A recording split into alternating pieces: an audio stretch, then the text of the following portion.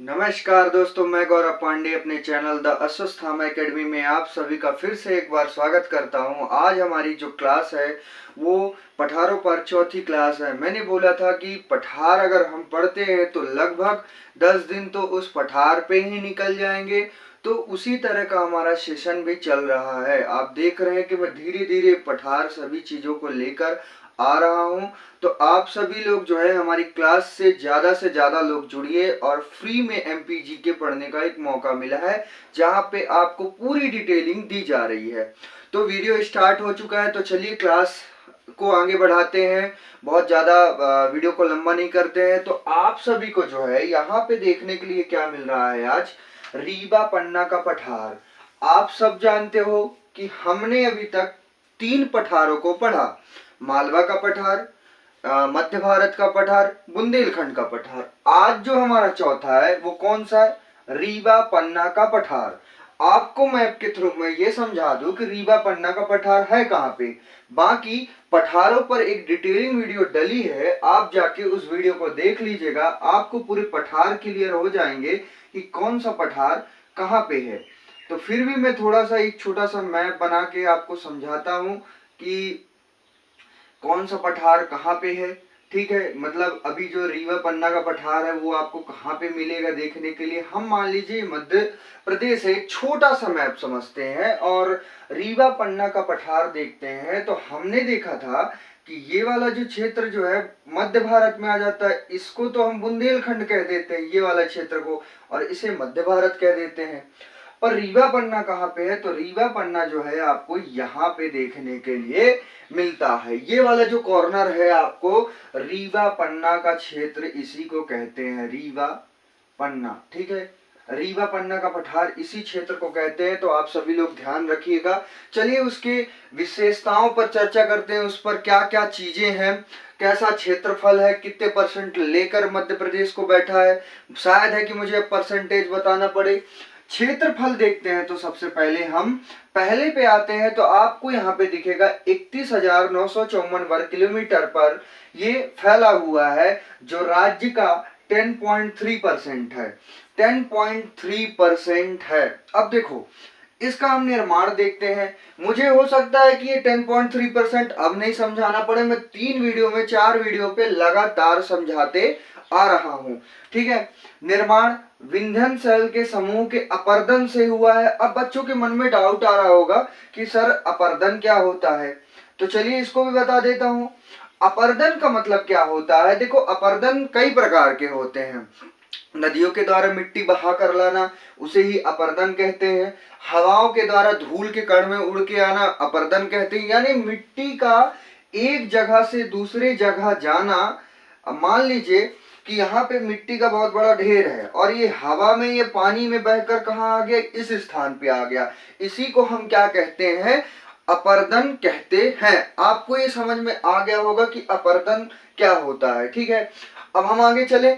मुझे जहां तक लगता है कि अपर्दन की बहुत साधारण लैंग्वेज यूज करके मैंने आपको अपर्दन समझा दिया। यानी एक जगह से दूसरी जगह मिट्टी चले जाना ही अपर्दन कहलाता है, या बह जाना, या हवा में चला जाना।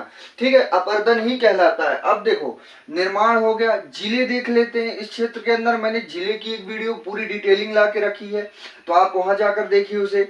दमोह, पन्ना, रीवा, सतना, मैहर आदि भी जिले कुछ कुछ आते हैं, मुख्य ये है। ठीक है, जलवायु देख लेते हैं। अधिक गर्म, अधिक ठंडा। देखो ग्रीष्म काल में अधिक गर्म और शीत काल में अधिक ठंडा देखने के लिए मिलता है। ठीक है, आपको जलवायु क्लियर होगा कि इसकी जलवायु कितनी है। अब देखो वर्षा 125 सेंटीमीटर लगभग। ठीक है, लगभग 125 सेंटीमीटर माना गया है, पर उतनी वर्षा अब होती नहीं है। ठीक है, अब देखो मृदा मुख्यतः लाल पीली, कुछ जगह आपको मिश्रित मैंने कल बताया था कि क्या होता है। आप कमेंट में करके मुझे बताइए कि मिश्रित मृदा क्या होती है। मैंने कल इसको बहुत डिटेल में बताया था। हम चलते हैं फसलों की ओर। फसल देखें तो गेहूं, चावल, ज्वार तथा दलहनी फसलें होते हैं। आज भी जो जीवन बदोश फसल जीवन यापन करते हैं, मतलब कि मेरा कहने का मतलब ये है कि वो अपने परिवार के लिए ही एक स्वच्छ फसल या ऑर्गेनिक जो है फसल उगाते हैं। आज भी हमारे लोग जो है बहुत से ऐसे किसान हैं जो फर्टिलाइजर और कीटनाशकों का उपयोग ना करके जो है शुद्धता के आधार पर जो है फसल उगाने का प्रयास करते हैं। पर आज हमारे देश के अंदर ऐसे बहुत सारे प्रोडक्ट आ चुके हैं जिसके अंदर कितने परसेंट मिलावट हो रही है। आप उनके प्रोडक्ट के पीछे देखिए, कंपनी खुद बता रही है कि क्या कहते हैं, आपके प्रोडक्ट में इतने परसेंट हमने ये मिलाया है। पर इंडिया के अंदर एक ऐसी समस्या बनी हुई है कि इंडिया के नागरिकों को समय नहीं है कि उस प्रोडक्ट की जांच की जाए और उस प्रोडक्ट को समझा जाए। तो बहुत सारे जो ऐसे प्रोडक्ट आते हैं जिसके अंदर आपको मिलावट देखने के लिए मिलता है, बहुत सारे आपको देखने के लिए मिल जाएंगे। कोई भी टूथपेस्ट आप उठा के देखिए, वो हमारे लिए हानिकारक है, कैंसर का रूप बनता जा रहा है। हम बीमारी खुद मानव पैदा कर रहे हैं, ना कि बीमारी खुद आ रही है। बीमारी हमने अपने शरीर में खुद पैदा किया है, तो इसका ध्यान भी हमको खुद रखना पड़ेगा। दुनिया की बात तो मैं नहीं करता, पर इंडिया के अंदर जितना मिलावट है वो किसी देश के अंदर नहीं है। तो इंडिया में हर प्रोडक्ट मिलावट से बन रहा है। हर एक चीज, आप तेल ले लो, हर एक चीज पर केमिकल डाला जाता है, हर एक चीज पर उसको लंबे समय तक बना रहे। कोई भी चीजें हैं, बिस्किट से होकर कोई भी बच्चा खाने से पहले ये 10 बार सोचता होगा कि बिस्किट खाएं कि ना खाएं, वो हमारे लिए कितनी हानिकारक है। तो चलिए आगे और इन सब चीजों पे बात करते हैं। तो जैसे अभी मैंने बोला फसल, तो गेहूं, चावल, ज्वार, दलहनी फसलें इसके अंदर आते हैं। अब देखो कि इन सभी चीजों को हमने देख लिया, चलिए आगे और भी कुछ चीजें हैं उनको भी समझते हैं। अभी तक में हमने उन चीजों को देखा, अब हम देखेंगे यहाँ पे वन, खनिज, उद्योग, पर्यटन जैसे नदियां, ये सभी चीजों को देखना अभी बाकी है। तो आप वीडियो पर बने रहिए। हम जो है, हमारा जो बताने का जो तरीका है बहुत ही आसान है, जिसमें आपको रीवा पन्ना का पठार या पूरे मध्य प्रदेश का पठार क्लियर हो जाएगा। तो चलिए स्टार्ट करते हैं फिर से कि हम देखेंगे यहाँ पे क्या वन आपने देखा होगा कि हर क्षेत्र का वन क्यों पूछता है एमपीजी के। तो बहुत से ऐसे जो एग्जाम है उसमें वन पूछा जाता है, ठीक है ना। तो इसलिए हमको वन भी देखना पड़ता है। तो हम यहाँ पे देखेंगे बांस, तेंदुपत्ता, सागौन, शीशम आदि। मैंने बुंदेलखंड में भी ये तेंदुपत्ता और सागौन की बात की थी, ठीक है, और बांस की भी बात की थी। शीशम नहीं आया था। इसको आपको याद करना है, एक शब्द याद करना है, बाकी वही सब चीजें पाई जा रही है, ठीक है। अब देखिए, इस क्षेत्र में खनिज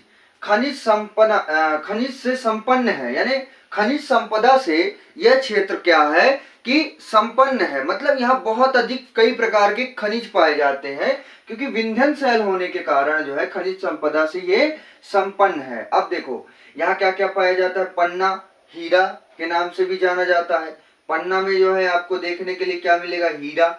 एकमात्र क्षेत्र जहाँ हीरा पाया जाता है वो पन्ना है, ठीक है। आपको जो है देखने के लिए मिलेगा चूना पत्थर, कोयला।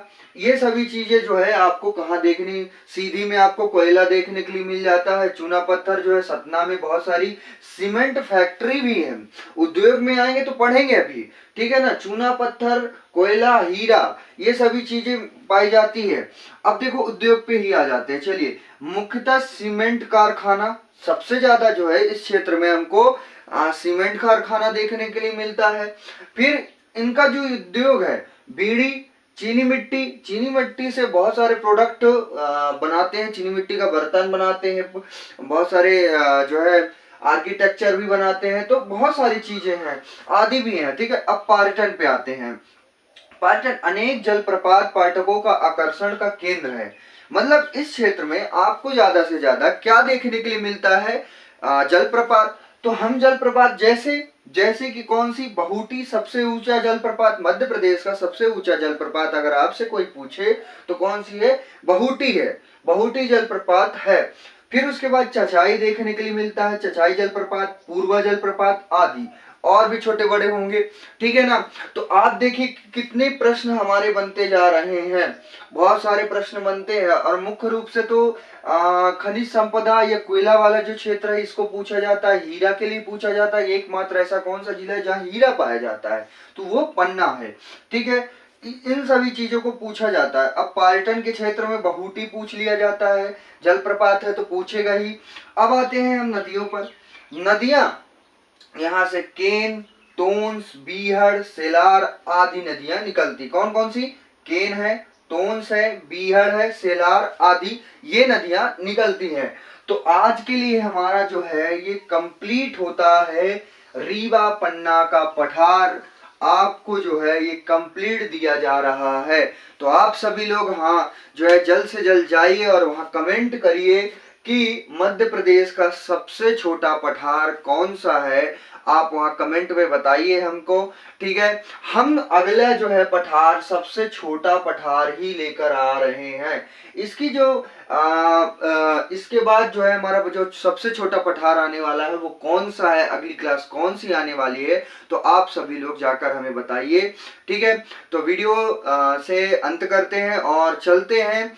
कल के लिए वेट करिए आप, कौन सा है वो छोटा सा पठार आने वाला है, तो आप तब तक कमेंट में बताइए कि मध्य प्रदेश का सबसे छोटा पठार कौन सा है। तो वीडियो अच्छी लगे तो वीडियो को लाइक एंड हमारे चैनल को सब्सक्राइब कीजिएगा, और जितना ज़्यादा से ज़्यादा हो सकता है हर बच्चों के पास इस वीडियो को शेयर कीजिएगा। Thank you.